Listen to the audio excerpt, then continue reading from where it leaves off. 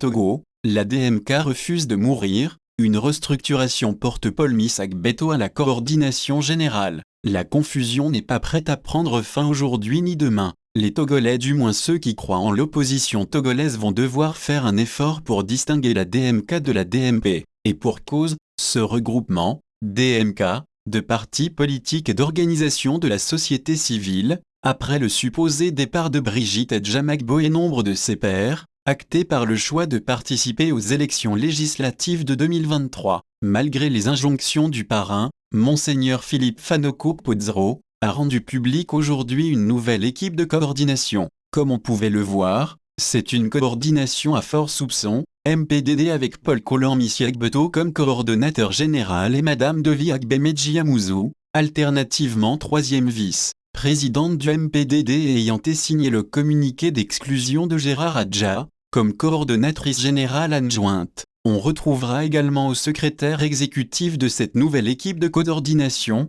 Kofi Datsei porte-parole général, Thomas Kokunuzupoe. De sa mission à la coordination générale, voici ce qu'en dit M. Missak-Beto. Ma mission, conformément à la charte, est simple. Il s'agit de trouver les voies et moyens en relation avec le peuple togolais et la communauté internationale pour la restitution de la victoire du 22 février 2020 au peuple togolais, seul souverain. Nous sommes tous témoins de ce qui s'est passé depuis le 22 février 2020. Nul ne peut ignorer les négociations de partage de pouvoir entre Agbeyeme Kojo et Forgnasingbe. C'est l'intransigeance du président Agbeyeme Kojo, son intégrité et le respect qu'il a pour le peuple togolais souverain qui l'a amené à vivre aujourd'hui en clandestinité. Aussi, a-t-il informé de ce que la DMK a élaboré une plateforme de revendication de conditions minimales pour de nouvelles élections au Togo. Dans cette plateforme revendicative, nous demandons le retour des exilés et réfugiés politiques, la réforme de la gouvernance électorale, la libération des prisonniers politiques,